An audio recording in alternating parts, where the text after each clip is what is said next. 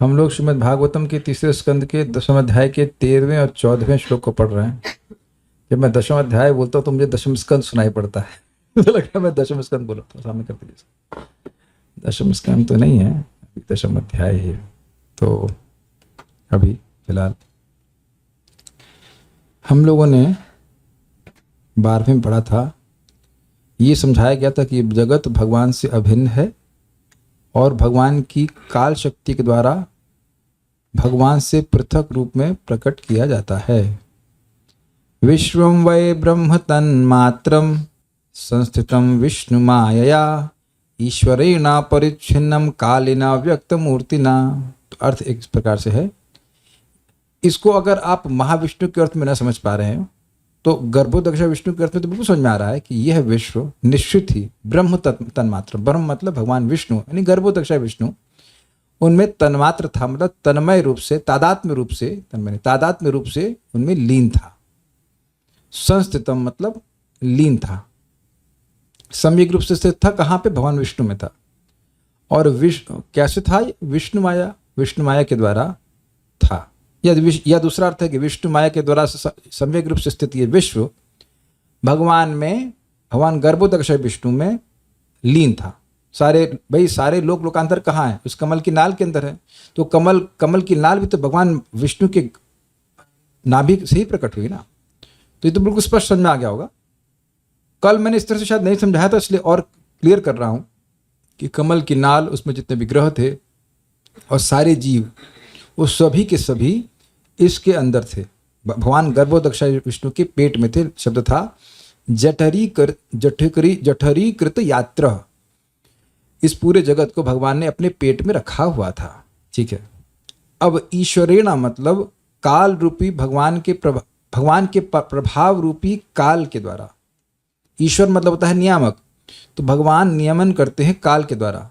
तो भगवान डायरेक्ट इस जगत को नहीं प्रकट करते हैं, वो काल शक्ति है जो नियमन करती है। तो इसलिए कह रहे हैं यहाँ पे ईश्वर का अर्थ है भगवान के प्रभाव रूपी कालेना, काल के द्वारा, जो अव्यक्त मूर्तिना यानी कि जो निर्विशेष स्वरूप है, उसके द्वारा परिच्छिन्न यानी कि अलग होकर के पृथक रूप से यह जगत प्रकट हुआ। इतनी बात बोलते हैं। अब एक बड़ी मजेदार बात कहते हैं। बड़ा श्लोक बहुत सिंपल लेकिन बड़ा मजेदार है।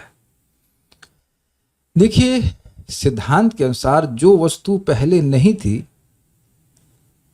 और आगे भी नहीं रहेगी, वो आज भी नहीं है, उसको मिथ्या कहा जाता है। जैसे जो आज रात्रि में मैंने सपने देखा था वो अब नहीं है, आगे भी नहीं होने वाला है, तो वो मिथ्या कहलाता है। तो कोई व्यक्ति प्रश्न कर सकता है कि भाई ये जगत पहले तो नहीं था और आगे भी नहीं रहेगा, तो ये जगत तो मिथ्या है। मायावादी लोग बोलते हैं मिथ्या है। तो मिथ्या वस्तु को यह कह रहे हो कि ये पृथक रूप से प्रकट हुआ, ये बात संगत नहीं लगती है। ये लिंक बड़ा रुचिकर है, समझ रहे हैं? मैं कहूं कि मेरा सपना मुझसे अलग होकर प्रकट हुआ, तो उसका मतलब है, उसका मतलब क्यों नहीं? बताइए, आप समझाइए। सपना दिन में नहीं रहते।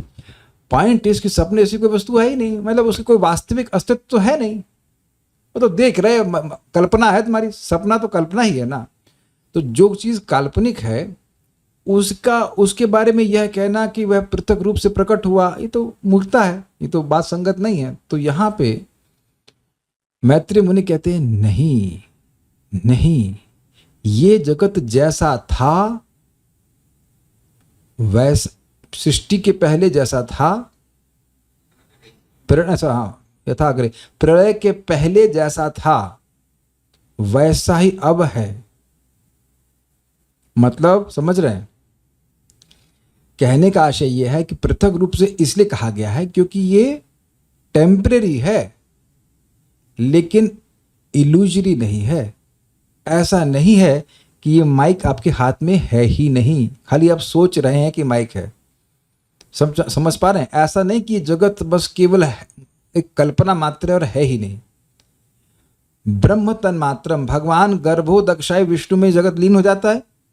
ब्रह्मा जी के दिन समाप्त होने के बाद प्रलय होती है, उसके बाद फिर वो वैसा ही सृष्ट होता है। यदि आपको याद आ रहा हो तो भगवान ने कहा था यथा पूर्वे, जैसे पूर्व कल्प में सृष्टि किए थे वैसे ही करो। तो ब्रह्मा जी सृष्टि कर रहे हैं, things are repeatedly being made in the same way, 14 भुवन हैं, सत्यलोक वैसा ही है, कलयुग वैसा ही चल रहा है जैसा पिछला कलयुग चल रहा था, ज्यादा डिस्कशन की जरूरत नहीं है। मतलब ये चल रहा है वो चल रहा है, अरे वही है जैसे पहले था। जैसे कि अब कार्तिक आने वाला है तो कार्तिक में वही वही मौसम है ना जैसे पिछले कार्तिक में था। मतलब एक अंदाज में बता रहा हूं कि वो रिपीट हो रहा है, चीजें टेम्परेरी हैं, लेकिन ये नहीं कह सकते कि आगे जगत कभी आएगा ही नहीं। इसलिए जगत टेम्परेरी है, इसलिए कहा गया टेम्परेरी है, लेकिन इल्यूजरी नहीं है। दोनों में अंतर समझ रहे हैं? कल्पना करना कि जगत है ये एक अलग बात है, और जगत थोड़े समय के लिए रहना ये एक अलग बात है। ऐसा नहीं है कि सृष्टि हो ही नहीं रही है और हम खाली सोच रहे हैं और की सृष्टि हो रही है। ये मायावादी लोग सोचते हैं। तुमको ये भ्रम हो रहा है, जैसे मृग मरीचिका एक भ्रम है, वो सत्य नहीं है, क्योंकि वहां पे अनुभूति हो रही है कि पानी, मृग मरीचिका समझते हैं आप, वो जो आपको गर्मी में आप दूर में कहीं देखेंगे कि पानी है, पानी नहीं है, पानी की भ्रांति हो रही है कि वहां पानी है। प्रभुपाद कहते हैं वहां आप स्वीकार कर सकते कि ये भ्रांति है, लेकिन क्या वहां पे जमीन भी नहीं है? तो माया क्या है समझ लीजिए, इल्यूजन ये है कि ये शरीर मैं हूं, लेकिन ये इल्यूजन नहीं कि ये शरीर, मतलब ये शरीर है ही नहीं, ऐसा नहीं है, शरीर है, लेकिन ये इल्यूजन हो रहा है कि ये मैं हूं। तो ये बात ठीक है कि मैं अपने को शरीर मान रहा हूं, ये इल्यूजन है, लेकिन शरीर तो है ना। जैसे सर्प अंधेरे में आपके पांव रस्सी पे पड़ जाए तो अरे सर्प सर्प सर्प, अरे सर्प भी वस्तु है और रस्सी भी वस्तु है। रस्सी को सर्प मानना इल्यूजन है, लेकिन ऐसा नहीं कि रस्सी है ही नहीं। क्लियर समझ में आया? तो मायावादी लोग कहते हैं ये सब भ्रम है, जगत सत्य और ब्रह्म सत्य जगत मिथ्या। ये जगत है ही नहीं, मिथ्या मतलब है ही नहीं। अच्छा ये बताइए, वो आप कल भगवान के लिए फ्लावर लाना, ले आएंगे भगवान के लिए फ्लावर्स? जी हाँ, आकाश पुष्प ले आना है। अभी तो बोले देखो सबके सामने कल्याण प्रभु बोले कि ला के देंगे। हाँ बोल, क्या दिक्कत है? तो होता ही नहीं। तो जब आकाश पुष्प होता ही नहीं तो लाएंगे कैसे? तो उस तरह से मिथ्या वस्तु की बात हम नहीं कर रहे हैं। अच्छा मैं ये कहूं कि फूल हैं तब स्वीकार करेंगे? जी। फूल टेम्परेरी हैं? जी यस, लेकिन फूल हैं ही नहीं। अब अंतर आ गया ना दोनों में। भगवान का फूल है, फूल है तब ना भगवान को चढ़े हुए हैं। ये मेरा हाथ है ना, समझे बात? तो मायावादी कह रहा है ना ये हाथ है ही नहीं। उससे पूछो फिर तो तुम्हारी बात भी नहीं है। जब सब कुछ नहीं ही है तो फिर तुम्हारी बात भी नहीं है, है कि नहीं? तुम काहे थ्योरी बोल रहे हो? तो यह भी माया है, ये भी इल्यूजन है। तो इस बात को खंडन करने के लिए कि ये जगत पहले जैसा था वैसा ही है। तो एक बात आप लोग समझ लेना कि कभी इस चक्कर में नहीं पड़ना कि जगत कैसे चलेगा भाई, जगत कैसे चलेगा, बड़ी दिक्कत है। तो जगत चलाने वाला चलाता जा रहा है, उसके मेले की तरह बनाया जाता है, मेला उठा कर कहीं और लगा दिया जाता है, फिर उठाकर फिर लगा दिया जाता है, फिर हटा दिया जाता है, फिर लगा दिया जाता है। इस मेले को लगाने वाले चलाने वाले हम नहीं हैं, हम लोगों से बाहर निकलना, ये बात ध्यान रखना चाहिए। बड़ा अच्छे श्लोक है, बड़ा विरक्ति उत्पन्न करते हैं कि ये सब टेम्परेरी है, क्योंकि जो भी व्यक्ति आसक्त है जिस भी वस्तु में, वो ये मान रहा है कि वह वस्तु परमानेंट है। अग्रीड? जो लोग किराए पे रहते हैं उनको उस घर में क्यों आसक्ति नहीं रहती? क्योंकि वो जानते हैं कि ये टेम्परेरी है, कभी भी हटा देंगे। और जो लोग तथाकथित रूप से मानते हैं कि घर खुद का है, वहां आसक्ति हो जाती है, क्योंकि सोचते हैं कि मेरा है। जिस भी वस्तु को हम खरीद लेते हैं उसमें आसक्त क्यों हो जाते हैं? मेरी है। किराए की वस्तु लाते हैं तो लगता है तुम्हारी नहीं है, कुछ समय के लिए मेरे पास है। तो अगर ये बुद्धि जागृत हो जाए कि ये पूरा जगत ही थोड़े समय के लिए है और ये सृष्टि के लिए गई है, कोई शाश्वत स्थान नहीं है, तो व्यक्ति उससे विरक्त भी होगा। ये एक साइड में शिक्षा प्राप्त हो रही, मेरे पीछे बोलिए। यथेदानीम तथाग्रे च पश्चादप्येतदीदृशम्, यथेदानीं तथाग्रे च पश्चादपि एतदीदृशम्, यथेदानीम तथाग्रे च पश्चादप्येतदीदृशम्। यथेदानीं तथाग्रे च पश्चादपि एतदीदृशम्। ठीक है, कोई बात नहीं, आप वो इंग्लिश से पढ़ रहे हैं तो चलेगा चलेगा। यह विराट जगत जैसा अब है वैसा ही रहता है। वैसा ही रहता है मतलब भाई प्रलय होगी, उसके बाद फिर ये ऐसा ही आ जाएगा। यह भूतकाल में भी ऐसा ही था। भूतकाल का मतलब इस प्रलय के पहले, मतलब ब्रह्मा जी के दिन के पहले भी प्रलय हुई थी। इस दिन की शुरुआत के पहले, उसके पहले भी ऐसा ही था। अब ऐसा ही था तो आप सोच रहे हैं कि हम कहाँ थे? निश्चित रूप से भागवत तो नहीं सुन रहे थे, नहीं तो अब यहां बैठ के नहीं सुन रहे होते, अब तक भगवान के पास पहुंच गए होते, बहुत टाइम बीत गया है। हम भगवान के पेट में हो, कहीं पे भी हो, लेकिन काफी इंटरेस्टिंग है। और भविष्य में इसी तरह रहेगा, मतलब फिर कलयुग समाप्त हो जाएगा, फिर उसके बाद सत्ययुग होगा, फिर ये सब देखने के लिए, रहने के लिए कोई जरूरत नहीं है। नथिंग न्यू, समझे ये बात है। Just a second. कभी ये सुने हैं भौतिक जगत में इस तरह की बात? Please raise hands if you have ever heard this in breaking news. आपके लिए ब्रेकिंग न्यूज आ रही है। ब्रेकिंग न्यूज ये है कि जगत में कुछ भी न्यू नहीं है। Same thing over and over and over and again. वही युद्ध होंगे। प्रपात कहते हैं जगत के आहार निद्रा भय मैथुन चलता रहेगा और भक्त लोग भगवान के पास चले जाएंगे। अनवय देखिए, एतत् यह विश्व यथा इदानीम, इदानीम मतलब अभी वर्तमान में, वर्तमान में यथा मतलब जैसा है, तथा अग्रिचा वैसा प्रारंभ में भी था। प्रारंभ मतलब प्रलय के पहले, समझे? जैसा इस रूप में आप देख रहे हो, जो भी ब्रह्मा जी का दिन चल रहा है, उससे प्रलय के पहले जो ब्रह्मा जी का दिन था तब भी वो ऐसा ही था। लोग इसी प्रकार से बेवकूफ थे जैसे आज हैं। ये कहां से आ गया? क्योंकि अगर बेवकूफ नहीं होते तो सभी लोग भगवान के पास चले जाते और फिर जगत की सृष्टि करने की जरूरत नहीं होती। लेकिन लोग बेवकूफ हैं, इसलिए फिर जगत में आ रहे हैं और फिर जगत की सृष्टि करनी पड़ रही है। अगर जीव ना होते, बद्ध जीव, तो इस जगत की सृष्टि करने की जरूरत नहीं है। जो समझने का प्रयास कीजिए कि मेला उठ करके, सर्कस या मेला उठ करके एक जगह से दूसरे शहर में जाता है, तो फिर वही सब सर्कस गिरी होती है और उसको देखने के लिए लोग आ जाते हैं कुछ। या एक एग्जाम्पल आप समझ सकते हैं कि सिनेमा हाउस में जो पिक्चर सुबह के समय शो चला, फिर ब्रेक हुआ, उसके बाद वैसा ही शो फिर चलता है, फिर वैसा ही शो, फिर क्या मैटिनी बोलते हैं, क्या बोलते हैं, शाम का शो होता है। हाँ, जानकारी आपको है। दोपहर का मैटिनी होता है, रात्रि का होता है, जो भी कुछ है, और उसमें लोग भर भर करके सुनते रहते, देखते रहते हैं अंधकार में। Quite interesting. पश्चादपि ईदृशम, तथा प्रलय के अंत में भी इसी रूप में विद्यमान रहेगा। प्रलय के अंत का मतलब समझे, ये दिन समाप्त होगा, फिर प्रलय होगी और प्रलय के बाद फिर जगत होगा। समझ पा रहे हैं? ये जगत इधर अभी चल रहा है, इससे पहले प्रलय हुई थी, उस प्रलय के पहले भी वैसे ही था। अब वो प्रलय हुई, पिछली वाली प्रलय हुई, उसके बाद ये दिन हुआ तो सृष्टि हुई, और उसके बाद जो प्रलय होगी, उसके बाद जगत की सृष्टि होगी, वह भी ऐसी ही होगी। कौन यहां करियर बनाना चाहता है? अगर बनाना चाहता है तो बुरा माने या ना माने, वो एक नंबर का क्या है बताइए? मूर्ख है। मूर्ख है। मूर्ख शब्द, मूढ़ भगवत गीता का गाली है, भगवान मूढ़ कहते हैं। हम ये शब्द इस्तेमाल कर सकते हैं, just switch it of, not need that much. Career, अरे कभी कभी भक्त लोग भी करियर बनाने के चक्कर में पड़ जाते हैं। आप देखिए, भागवत बार बार बोल रही कि ऐसे जीवन यापन करना चाहिए, आपका स्वस्थ रह सकें और अधिक अधिक भक्ति कर सकें। असली कमाई यही है, भक्ति की कमाई। बाकी सब व्यर्थ है। क्या करियर कमाएंगे, क्या करियर बनाएंगे? सबको ध्वस्त कर दिया जाएगा, उसके बाद फिर से सेट कर दिया जाएगा। वी आर हेल्पलेसली प्रकृतिर वशात, अवश होकर प्रकृति में लीन हो जाते हैं। तो ये सब बातें हैं। श्रीधरी,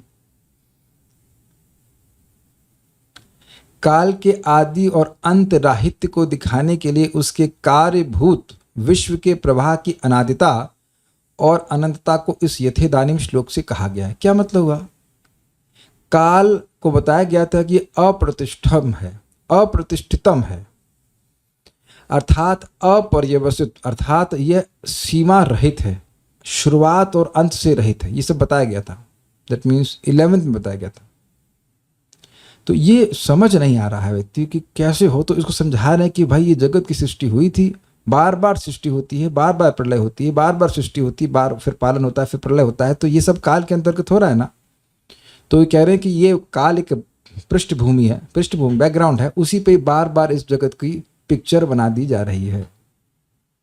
बिल्कुल स्पष्ट समझ में आएगा। फिर सिनेमा हॉल में चलते हैं, सिनेमा हॉल में एक वाइट स्क्रीन होती है, उस पर कुछ नहीं होता, वो स्थिर रहती है और बार बार उस पर लाइट प्रोजेक्ट कर दी जाती है और उसके बाद वहाँ पे नई नई पिक्चरें बन जाती हैं, या वही पिक्चर बार बार दिखा दी जाती है, ऐसे कह सकते हैं। तो पिक्चर बनती है, फिर लाइट ऑफ हो जाती है, प्रलय हो गई, इसका फिर प्रलय के बाद फिर वही पिक्चर दिखा देंगे, तो फिर आके कुछ लोग रोएंगे, वो मर गया, वो मर गया, वो हीरोइन, ऐसे करके आएंगे, एक हीरो हीरोइन, वही कहानी फिर से सुना दी जाती है, उसका फिर बंद कर देते, फिर लाइक दिस। इस प्रकार से काल का प्रवाह निरंतर चलता रहता है। तो विश्व के प्रवाह के द्वारा, कि यानी कि विश्व का जो सृष्टि है, सृष्टि, पालन और प्रलय का क्रम निरंतर चलता रहता है। अब आप कहेंगे प्रभु जब सारे ब्रह्मांड लय हो जाते तब तो सब ठंडा पड़ जाता है। नहीं, तब उसको महाप्रलय कहा जाएगा। काल उस समय में भी नहीं मर रहा है, वहां भी टाइमर लगा हुआ है कि भाई, समझ रहे ना, भगवान महाविष्णु सांस लिए, ठीक है, तो सारे ब्रह्मांड अंदर चले गए, तो क्या काल मर गया? तो अब आप जानते हैं, अगर आपने प्राणायाम किया हो तो प्राणायाम करने का तरीका मैं दिखाता हूं आपको। 4 सांस में अंदर लीजिए, 16 बार 16 सांस 16 पॉइंट पे रोकिए और 8 पॉइंट पे छोड़ दीजिए। तो यहां टाइमिंग है ना, तो आप अपने टाइम के अनुसार से प्राणायाम करते, तो भगवान के बिना टाइम की सांस लेते हैं।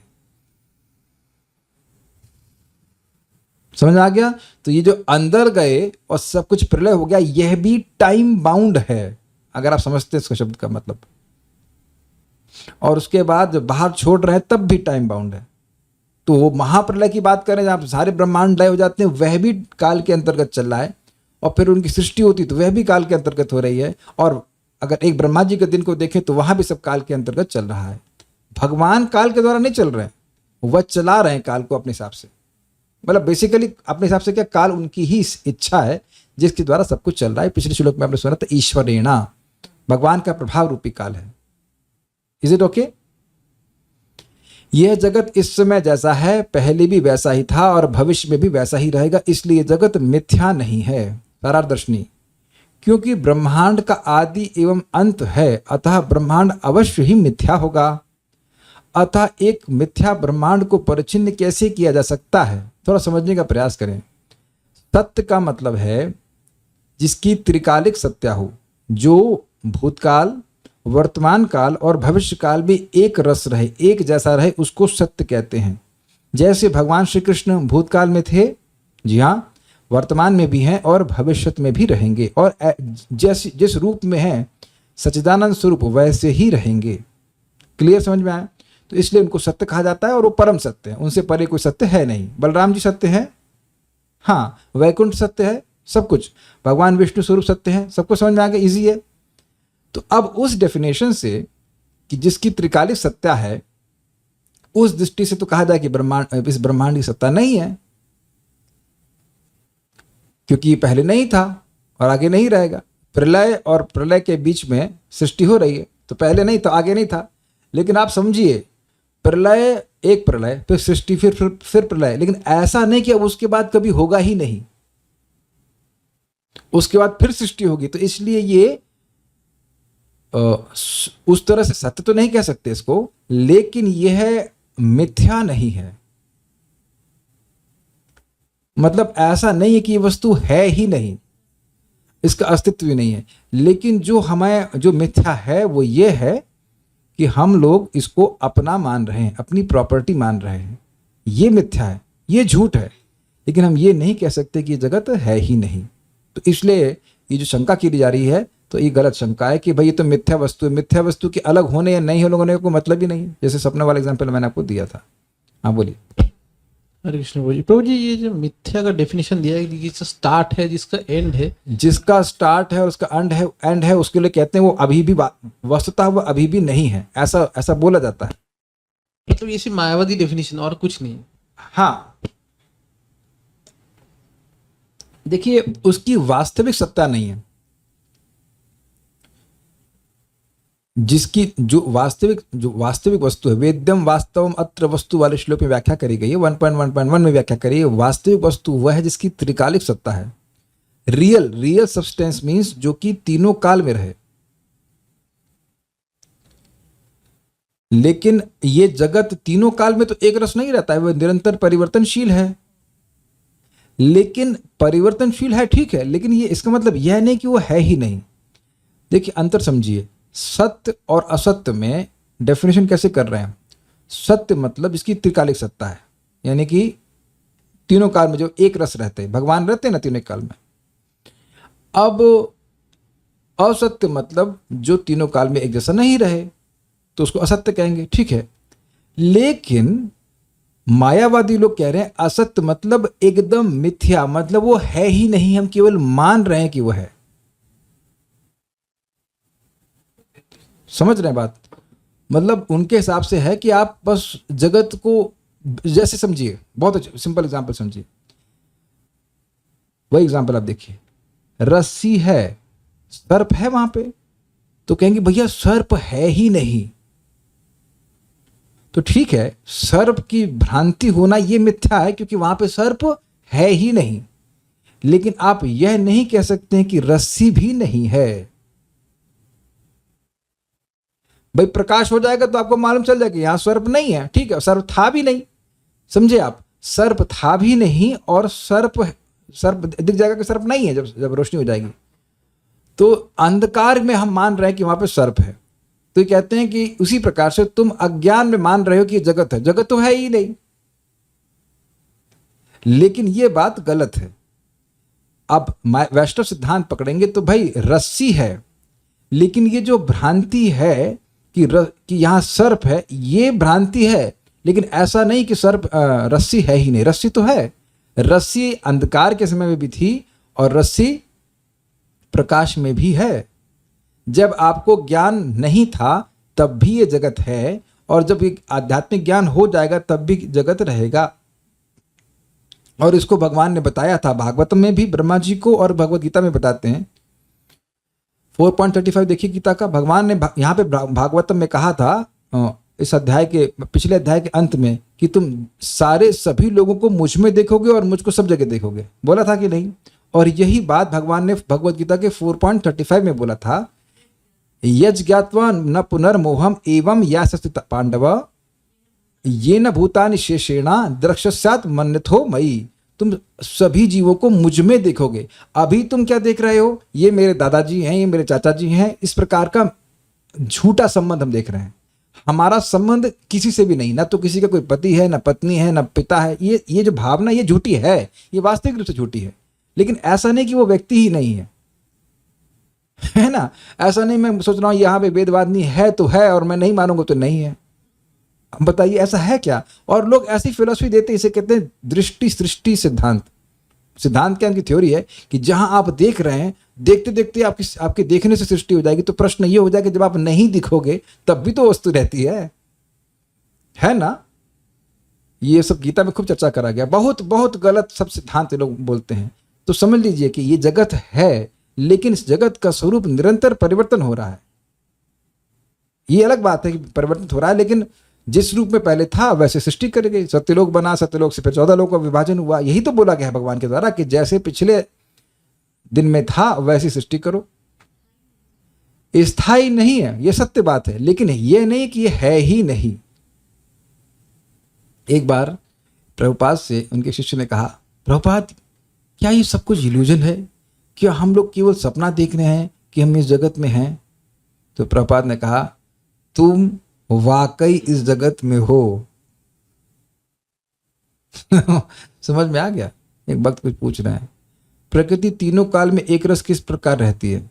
देखिए, अगर आप प्रकृति की बात करें, मतलब मटेरियल एनर्जी, तो उसकी विविधताएं आप देख रहे हैं, लेकिन मटेरियल एनर्जी चेंज नहीं होती है। जैसे रोटी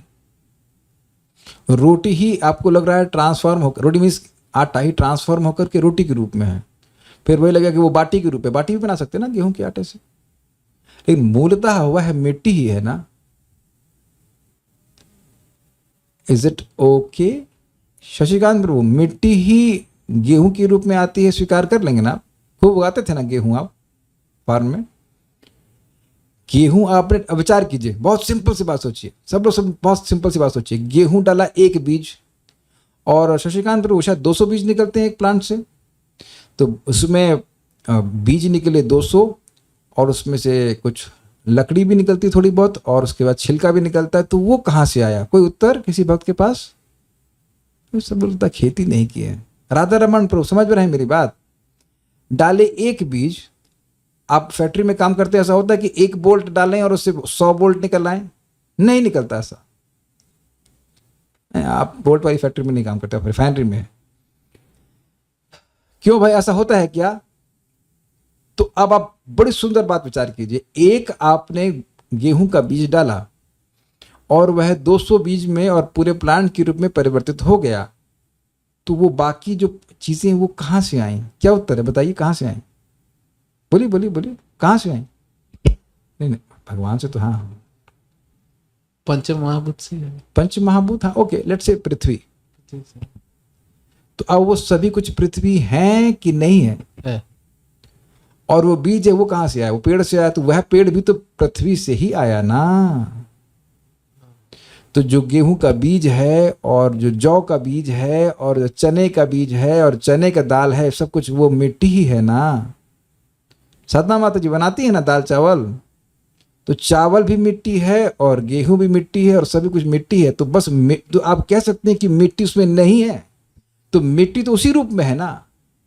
मतलब मिट्टी आपको लग रहा है अलग रूप में आ गई है, लेकिन मिट्टी वस्तुतः मिट्टी ही है, मिट्टी के रूप में ही है वो।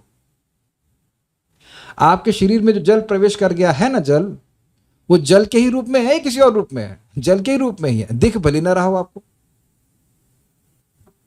तो पानी पी लेता हूं।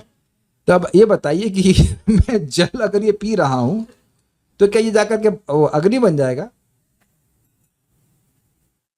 वो एब्जॉर्ब हो जाता है, अलग बात है, लेकिन अग्नि तो नहीं बन जाएगा ना। ये तो मैं ग्रॉस बता रहा हूं। तो प्रकृति, ऐसा लग रहा है कि प्रकृति में ट्रांसफॉर्मेशन हो रहे होते हैं, ट्रांसफॉर्मेशन लग रहा है, लेकिन मूलतः वह प्रधान ही है सब कुछ। इसीलिए तो बताया गया था कि हमारे गुणः प्रकृति संभव इत्यादि बोला गया था। ये गुण बार बार शब्द आ रहा था, तो गुणों से शरीर को इंगित किया जा रहा है, कहीं कहीं गुणों से इंद्रियों को इंगित किया जा रहा है, क्योंकि इंद्रियां और शरीर सारी चीजें वह गुणों से ही बने हैं। मूल बात समझ पा रहे हैं मेरी बात? पूरा जगत जो है वो गुणों से ही बना है। There is nothing else except this 3 गुणस।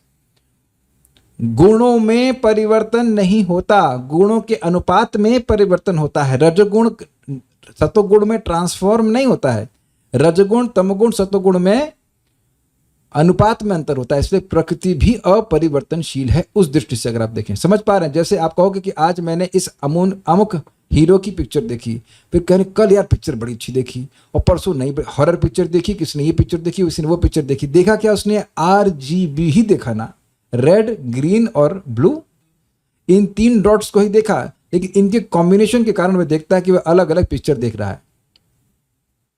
तो यह भ्रांति है कि यहां पे हीरोइन है, सत्य बात है, ये हीरो है, लेकिन वहां पे RGB है और अपने मूल रूप में ही है। तो इसलिए प्रकृति भी शाश्वत है। अच्छा प्रश्न किया गया, हमें दिमाग लगा समझाने में। Very good, I am happy. प्रलय के बाद सन, मून और अर्थ भी नहीं होते हैं। जी हाँ, सब समाप्त हो जाता है। चलिए, यदि यह शंका हो कि भाई ये जगत मिथ्या है, तो इस बात पे कहते हैं, तो श्लोक से कहते हैं कि ऐसा नहीं कहना चाहिए, क्योंकि यह ब्रह्मांड अग्रे अर्थात महाप्रलय के पूर्व विद्यमान था, तथा आगामी महाप्रलय की समाप्ति के पश्चात भी यह अस्तित्व में रहेगा। महाप्रलय मतलब जब सारे ब्रह्मांड भगवान महाविष्णु में लीन हो जाते हैं। अतः यह कोई मिथ्या वस्तु नहीं, अपितु नश्वर है, यह भाव है। तो नश्वर क्या है समझ लीजिए। नश्वर है विविधता। जैसे वो पिक्चर जो है वो नश्वर स्वरूप में है, वो बार बार उसमें चेंज हो रहा है कि नहीं चेंज हो रहा है, लेकिन जो लाइट है वह शाश्वत रहती है।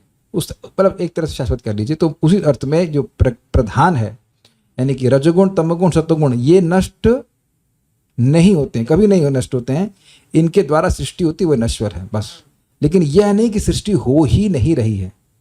जब कुछ हो ही नहीं रहा होता तो भगवान पे इतना क्यों हल्ला किया था कि ये सृष्टि कर रहे हैं, प्रलय कर रहे हैं, पालन कर रहे हैं? भगवान को काहे को कुछ क्रेडिट दिया जाएगा फिर उसके लिए? तात्पर्य, जैसा कि भगवद गीता 9.8 में कहा गया है। काफ़ी इंटरेस्टिंग है। जैसा कि कहने का मतलब है कि जो भक्त यहाँ भागवत पढ़ रहे हैं उन्होंने 9 अध्याय पढ़ लिया है। पढ़ लिया ना बहुत सारे बच्चों ने। हाँ, तो जैसा कि आप लोगों ने पढ़ा है उस तरह से प्रभात कह रहे हैं कि आप यहाँ आप तीसरे स्कंद को पढ़ लिए हैं, तो उसका मतलब एज्यूम कर लिए कि भगवत गीता को पूरा पढ़ लिए होंगे। तो ये बात अच्छी है कि जो लोग भगवत गीता हमारे साथ पढ़ रहे हैं उनके लिए कोई नई बात नहीं है। तो आप पढ़ाए था 9 अध्याय में पढ़ाया था। भूत ग्रामम इमं कृष्णम अवशम प्रकृतिर्वशात, भौतिक जगत के शाश्वत प्राकट्य पालन तथा संहार के लिए क्रमबद्ध व्यवस्थित कार्यक्रम है। जगत जितना भी है, भूत ग्रामम इमं कृष्णम, भूत ग्राम मतलब भूत समूह, पंच महाभूत आदि जो कुछ भी है, इमम ये सब, कृष्ण मतलब सब कुछ जितना भी है वह अवशम प्रकृति वशात, प्रकृति के वश में अवश होकर के नष्ट होता जाता है, अवश होकर के सृष्टि होती है। मतलब जब भगवान ने सेट कर लिया कि अब जगत की सृष्टि होगी, तो हम ये नहीं कह सकते भैया हम सो रहे हैं अभी नहीं आ रहे नहीं, पैदा होना ही पड़ेगा, समझे। और कहें कि भैया प्रलय हो रही, अरे भैया रुक जाओ, अभी तो ये मकान का हम रिबन काटे, नहीं प्रलय होगी तो प्रलय होगी, समझ गए। इस तरह से जी,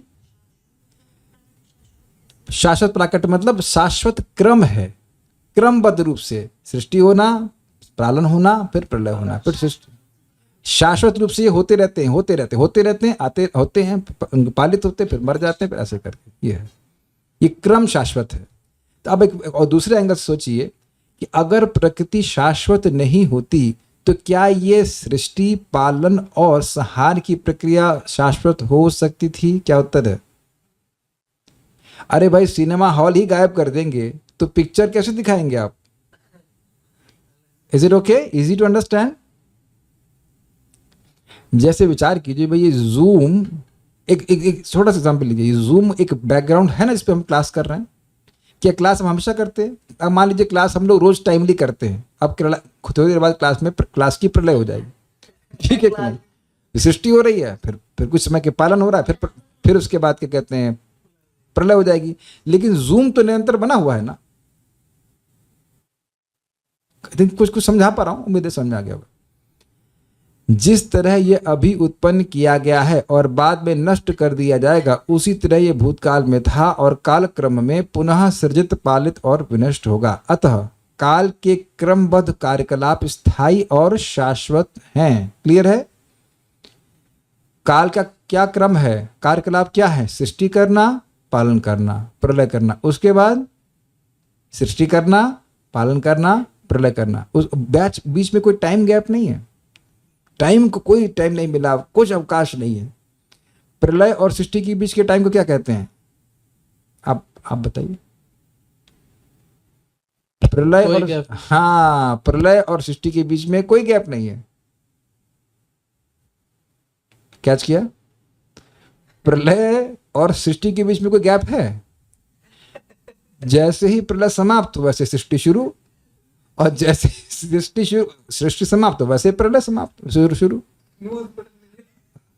और देखा जाए तो बड़ा अच्छा आपने बात बोला कि कोई ऐसा नहीं कि एकदम खत्म हो रही, मतलब धीरे धीरे करके वो प्रलय होती जाती, फिर खत्म हो जाती, फिर धीरे धीरे करके सृष्टि होने लगती। तो it's like a slow transition, समझ रहे हैं? कोई ऐसा गैप नहीं घट से बंद हो जाए, ऐसा नहीं होता है। वो धीरे धीरे प्रलय होना शुरू होगा, फिर नष्ट हो जाएगा, है ना? ठीक है।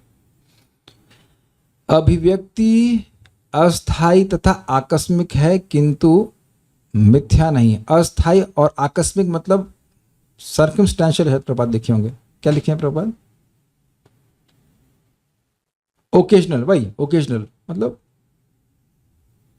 ओकेजन, मतलब अब सृष्टि की ओकेजन आ गई, जो शादी होती ना, on the occasion of the marriage, तो उसी तरह on the occasion of birthday, on the occasion of सृष्टि डे, सृष्टि का समय आ जाता है, सृष्टि हो जाती है। प्रलय का समय होता है तो प्रलय हो जाती है। किंतु मिथ्या नहीं है, जैसा कि मायावादी दार्शनिक दावा करते हैं। मिथ्या मतलब है ही नहीं भैया, है ही नहीं, यहाँ क्लास कुछ हो ही नहीं रही, आप खाली मान रहे हो कि क्लास हो रही, ऐसी करके भावना नहीं है। अब समय कम है तो हम अगले श्लोक को तो कल ही लेंगे। उम्मीद है कि कुछ अब बात समझ पाए होंगे कि कल का श्लोक जो है वो और मज़ेदार है, उसमें बहुत सारी चीज़ें नई आएंगी, वो हम कल देखेंगे। बहुत बहुत धन्यवाद। श्रीमद् भागवतम की जय, श्रील प्रभुपाद की जय, निताय गौर प्रेमानंदे।